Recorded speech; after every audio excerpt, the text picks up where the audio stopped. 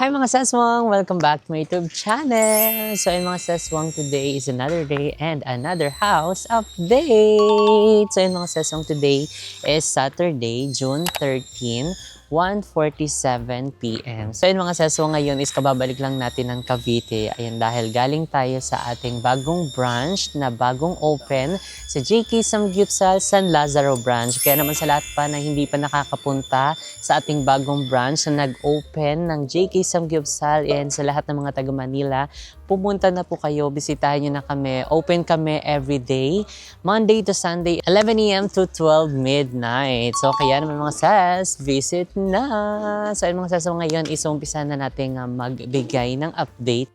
Nandito tayo sa tapat ng bahay. Ayan, dahil marami na tayong nakikitang mga changes dito. Ayan, night changes. Charis. So, ayan dito mga seswang sa entrance is inuumpisahan na nilang ayan, sementohan. Ay, nakapaglagay na sila ng semento at pinapatag na para meron na tayo dyan tapakan. So, syempre, ayun, dahil nag-start na sila dyan, hindi tayo makakadaan dyan. So, dadaan tayo doon sa gilid. So, ayun, dito sa harapan, nakagawa na sila ng, ano natin dito, walkway. And, syempre, yung update naman dito sa ating mga gate, ayan, yung mga bakod, not a final look. Charis. So, hindi pa yan siya final. So, syempre, aayusin pa yan and medyo tataasan pa. Pero, ayun, nailubog na rin nila yung mga electrical dito. Ayun, oh wow. Dahil may mga pailaw tayo dito sa labas. And isa sa napansin namin dito mga ses is meron ng ilaw. Ayun, nalagyan na nila ng mga ilaw dito sa labas. So, kaya kung nakikita niyo yung mga pin lights na nakakonect na dyan. Dahil syempre yung mga nakaraang update natin, di ba, nakita natin na meron na silang stocks ng pin lights. So, ayun, nakapaglagay na daw sila. And kanina daw nila natapos yung lagyan. O, di ba? So, hindi pa natin makikita yung liwanag nito kasi medyo maliwanag pa. So, pagpunta natin dito ng mga ibang araw, yung medyo paggabi na para mas makita natin ang liwanag. Ayan, di ba mga ses? So, dito din, ayan, nakapagpataas na rin sila dito ng barcode. Ayan, mga ses, pasabog na ito talaga, totohanan na. And malapit na talaga itong matapos. So, kaya naman pasok na tayo sa loob para magbigay pa ng mga other updates dito. So, ayan, dito din pala, oh, yung gilid, oh, nabuhusan na nila. So, hindi pa lang nila yung napa-final kasi medyo tataasan pa yan. Dahil ang baba pa yan mga sis, oh, kita pa yan siya dito kapag ano ka, oh, ganyan. So, tataasan pa yan siya. So, dito muna tayo dadaan for the meantime kasi nagbubuhos sila doon. So, medyo basa-basa pa yan doon mga sis. Ayan, may mga ano na dito mga seswang, oh. Dito din sa gilid ng bahay, ayun, nataasan na din nila ng bakod. O, diba? Napatag na rin nila, o, nakinis. Kasi nung nakaraan, parang ganito pa lang siya. Yung hollow block, tapos nakapatong. So, this time, meron ng mga finishing camerot dito sa Gedli. So, ayun mga seswang, dito din pala sa harapan ng bahay, yung natural stones is inaanuhan na rin. Ayan o, nilalagyan na. So, ngayon na siya inaanuhan, dinudugtungan. So, baka ngayong araw is matapos na din sila dito. Pero yung kabilang, yung kabilang natural stones, hindi pa nila nakakabitan. Pero ayan dito, oh, nakakabit na siya dito. And halos pakalahati na. Tapos pag natapos na nila yan, more on, pa-finishing na lang dito sa labas. Ayan yung mga flooring na ikakabit. And di namin sure kung kailan nila tatapusin yung doon sa kabilang natural stones sa gilid. So, and basta dito sa harapan ng bahay, nag-i-start na din sila. And yung flooring natin doon sa pinaka-front ng main door. Tapos dito din siguro isusunod na nila pag natapos na sila doon. So, next natin mga seswang na update. Ayan, ito, nalagyan na nila ng semento. And syempre yung ating pool. Dito mga ses, nagmukha na siyang lawa. OMG, parang meron dyang crocodile. May mga lumochi na yan siya. So far mga seswang, yung leak test is okay naman daw. And kung mapapansin nyo na medyo nabawasan lang yung tubig, dito daw kasi sila kumukuha ng tubig pang hugas, tapos may panghalo kapag may mga pangbuhos-buhos sila, para hindi na sila mahirapan kasi nandoon yung pinakatubig namin sa likod. So ayan mga seswang, okay naman ang ating leak test dito. So, hindi pa namin sure kung kailan yung resume ng gawa ng pinaka-pool namin dito. Kasi, ang next na gagawin kasi nila, 'di ba, after ng ating leak test is magkakaroon na dito ng water pump. Ayan, syempre, para may pump tayo dito sa ating swimming pool. And isa sa progress dito mga seswang, nilalagyan na rin nila ng mga metal faring. Ayan, inayos na nila yung kisame nitong ating swimming pool area. And ayan, nakabitan na nila mga ses.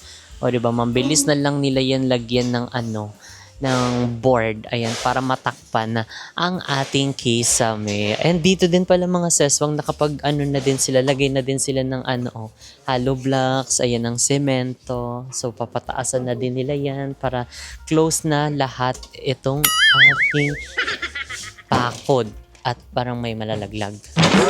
Charis. So ayan, doon naman tayo pupunta sa loob. So dito na tayo dadaan. Kasi medyo mahirapan kami magdaan-daan dito kasi nag-uumpisa na sila doon sa main door. So medyo lang tayo dito. Ingat-ingat, baka tayo ay mapakong. Ay, malaglag na tayo sa swimming pool. Ay, ayan. So, dito mga seswang, so far, ayan, kung ano yung nakarang update natin is ganun pa din dito. Ayan, may salamin na. Ayan, sabi ko na, nauntog na si Juliana. So, yung hagdanan natin dito mga seswang, meron na siyang pintura. So, ayan, for the paint na siya mga ses. So, ayan, malapit na itong lagyan ng steps. Ayan, yung planks natin dito. So, hindi pa pala nila naka-close din dito yung yung kisame natin sa baba. Pero ayan, tignan mo, naglilihan na din dyan. Naglalagay na ng mga pintura. So punta tayo dito sa ating lanay area naman. So yung lanay area natin mga ses, nabuhusan na. Ayan, for the flooring na siya te. Hindi na siya buhangin. Na siya, nakapatag na dito. Oh, 'di ba? Pag umulan hindi na putik-putik kasi nabuhusan na nila at natapos na etong ating lanay area. So, dito medyo maganda-ganda na din yung ating likod ng bahay. Ayan, so hindi pa yan siya naayos pero nakataas na rin naman yung ating mga pader dito. Ayan, syempre magkakaroon din dito ng dirty kitchen, yung isang laundry cabinet namin. And yung mga wallings dito, yung mga bakod is nakinis na din. So, siguro sa next visit namin, nakataas na din tong ibang mga semento dito sa ating bakod. So, eto mga sis, hindi pa to yung pinaka-final na taas niya ha. So, baka itataas niya pa yan. Hanggang doon siguro. Ayan, yung pinakataas ng bakal. Yan na yung pinakataas siguro nitong ating bakod. And, ayan ang pool natin. Okay na, na-safe, na-secure na nila yung leak test. Hindi naman siya nagle-leak. Pero nagkaroon lang siya ng mga dumi. Pero wala pa yan. Siguro kailan pa yan sila maglagay ng dyan, water pump. So dito naman sa kwarto mga ses, ayan, may mga kisame na. So siguro umakita tayo sa taas dahil dun din tayo merong mga update. So let's go. So ayan mga ses, so ngayon is nandito kami ngayon sa second floor. Ayan, dahil may mga kaganapan at updates din kaming ibibigay dito sa inyo. So kung mapapansin nyo mga seswang, yung kulay ng mga wallings natin medyo nag-iba na siya dahil napalitan na or nalagyan na ng pinaka-original, I mean yung pinaka-approved na color nitong aming mga walling. So kung mapapansin nyo mga ses, ito yung before na nailagay nila, di ba medyo siya gray na pagka bluish. Tapos ito yung pinaka-approved naming kulay. So ayan, di ba medyo nabago na nila, nalagyan na din nila ng mga ilang coating. Siguro parang first coating yan siya kasi medyo nag-lighter na itong aming second floor. Kasi nung una, medyo dark siya. Kaya parang medyo dumidilim yung effect dito sa second floor. Pero ayan, 'di ba? Medyo may liwanag na ang buhay. Lalo kay nakakonect na ang ating Meralco, talaga may liwanag talaga ang buhay sa kanila. And syempre, meron tayo ditong bathtub. Ayun na i-deliver na mga sis finally ang ating bathtub. So ito ilalagay doon sa pinaka malaking CR which is yung master's bedroom. O di ba? Dito na naka-ready na talaga siya. Maghahigda na talaga tayo dito. Mag-ligo at mag-is ng mga Dragon Ball. Charis. Di, mga saswang, di ba, before, paano-ano lang tayo sa vulcanizing, sa baha. Ngayon, meron na tayong bathtub. Di ba, nakikita lang natin before to sa mga pinag-i-stayan namin nila Lloyd before sa mga hotel-hotel. Pero ngayon, yung mismong dream house natin is nandoon lahat ng mga pangarap natin sa buhay. And yung mga hindi natin expected na magkakaroon tayo or mangyayari sa buhay natin, ayan, nagiging posible siya. So, and thank you so much, Lord. And syempre, kay Kuya Lloyd, dahil talagang masasabi natin isa siya sa sa amin, ang blessing sa aming buhay. O, diba? So, excited mga seswang na ma-install ito at mailagay doon sa aming pinaka-kwarto at matry, diba? Parang 24 hours in the bathroom. Magaling talaga yung mga jitli dyan.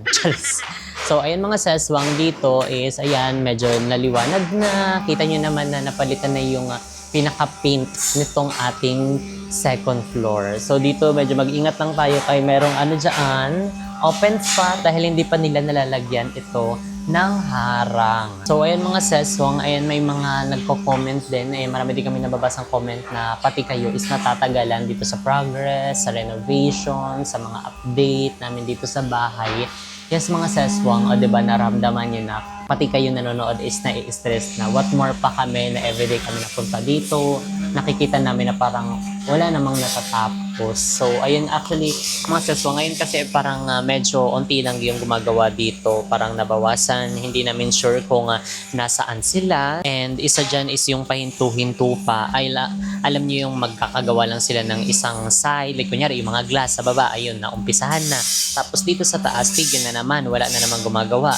Tapos yung mga sinasabi namin na parang uumpisahan lang nila yung isang side, yung isang progress na parang mailagay lang. Yun na yung update. Tapos next na iiwanan na nila. Pupunta na sila sa ibang mga gagawin. Yun yung isa din sa nagpapadrain sa amin, mga ses. Pero ang pinanghahawakan namin, mga seswang, is hanggang August pa naman yung pinaka-contract namin. And basta na lang nila, ma-turn over na lang nila sa amin ng maayos, ng mas, alam niyo yun, hindi na mas sobrang tagal. August yung pero ayun namin ma-turn over siya ng ghost month. So, ayun. So, wala naman tayo magagawa, mga ses. Di naman pwedeng pukpukin natin yung mga tauhan kasi hindi naman tayo yung nagpapasahod sa kanila. And syempre, ayaw din namin na magkaroon ng parang bad vibes pa, yung mga energy, ganyan-ganyan. So, kaya, alam niyo, kahit na medyo sa puso namin na parang parang wala nagagawa, sinisarili na lang namin. Ayaw na namin parang i-chika pa ng kung ano-ano kasi baka hawaan din itong ating dream house. So kaya GB lang kahit stress na gano'n ang atake, mga ses. So ayun, na tayo, patuloy na tayo sa ating house update. So dito mga seswang mostly is na lang, mga ilaw na lang and yung pipinish yung mga pintura and yung pintuan. So kailan kaya may deliver ang ating pintuan or nagka-canvas pa para sa ating pintuan? Charis. Comment down below. So ayan mga seswang, dito is ayan, natapos na rin nila yung pagbabarnias, ayan, sa lahat ng ating mga hamba. And dito mga seswang sa kwarto natin, ito na yung first coating ng totoong pintura na in-approve namin. So, yung una kasi mga seswang, eto siya. 'Di ba? Medyo malayo siya. Dito medyo siya, paabo na ewan. Tapos dito medyo pa-school. Paskul yung pintura. And ayan dito, ayan, nakalagay na sila ng ganyan, pero wala pa yung mga glass. Di namin alam kung sabay-sabay ba nilang pinabricate yarn or what, pero wala tayong, antay na lang kasi hindi pa naman tapos yung andyan labas. Kasi pag sinarado nila yan, problema sila kung saan sila dadaan dyan. And ayan mga seswang, ang ating kapitbahay, nagapintura na, nagapakinis na ng kanilang baba. Yung parang balita ko, next month, maglilipat na sila. Sana all. Sana all. Ay, maimbitahin man lang tayo dyan. Makikain tayo dyan. Di ba? Parang na-stress tayo. Kain na lang tayo. Ay, wala na tayo mapampayat sa Meralco. And wow! And isa din sa biggest update dito sa ating dream house, ang ating walk-in closet! Wow! Ang ganda ng aming walk-in closet! So, hindi pa yan siya final mga sis kasi may mga hindi pa nailalagay. Yan yung mga ibang pintuan. Tapos may mga plastic pa dyan. So, ito mga seswang is merong glass. Ayan, di ba? Para makita natin kung ano yung kukunin natin dyan. Ano ba ito binubuksan? Okay, ito. Tadaan! So, titignan natin kung soft close siya or hard close. Charis. Ay, medyo matigas siya. Tingnan daw. Hindi siya soft close. Ano ba yun? Totoo. Tinutulak ba siya ng bongga? 1, 2, 3, go. Okay. Soft close nga siya. Medyo hard lang. Ay, di ba? Ang ganda. Naikabit na nila, na-install na itong ating walk-in closet. Pasabog. Ayan. Parang walang, kakabitan pa siyempre ng handle. Wala pang handle kaya mahirapan tayo magbukas. Ayan, dito malaking cabinet. Ito nakalagay mga damit-damit. Ayan, mga damit namin ni mo. Diyan ilalagay. Di ba medyo malalaki talaga siya para kapag may mga lakad kami, may mga event na pupuntahan.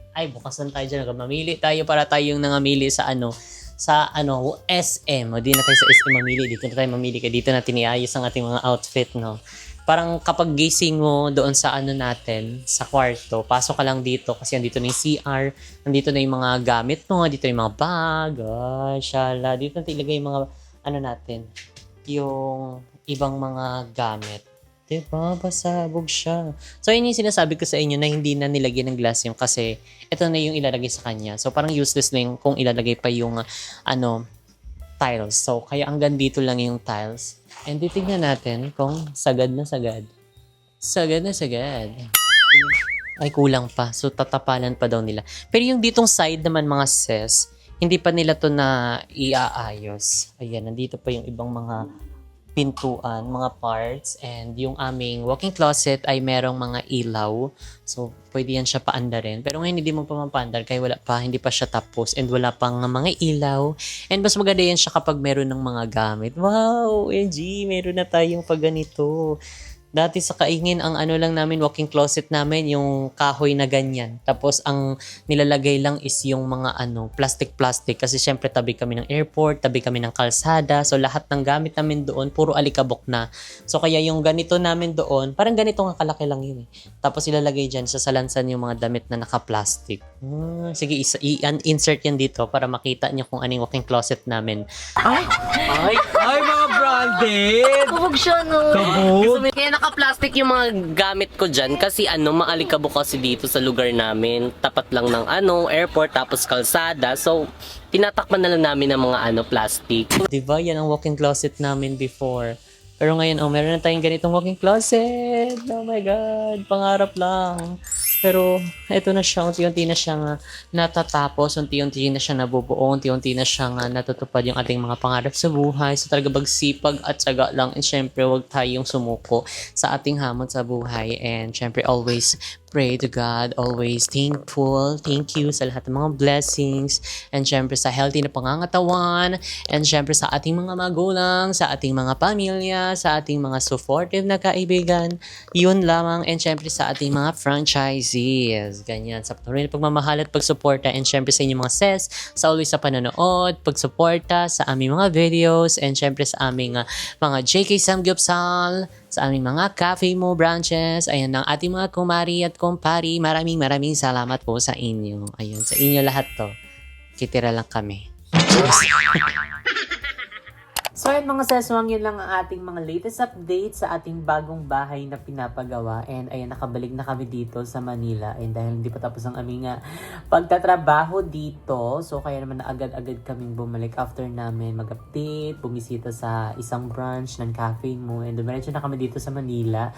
Well anyway mga seswang, again, niimbitahan ko kayo ayan dito sa aming bagong branch ng JK Samgyupsal San Lazaro branch. So ay pumunta na kayo dito sa lahat ng mga hindi pa nakaka-visit ay bisitahin nyo na para bongga na.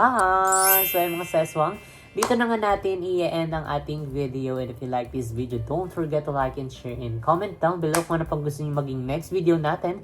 And don't forget to subscribe YouTube channel dyan sa Capsalon. And see you guys in our next video. Bye!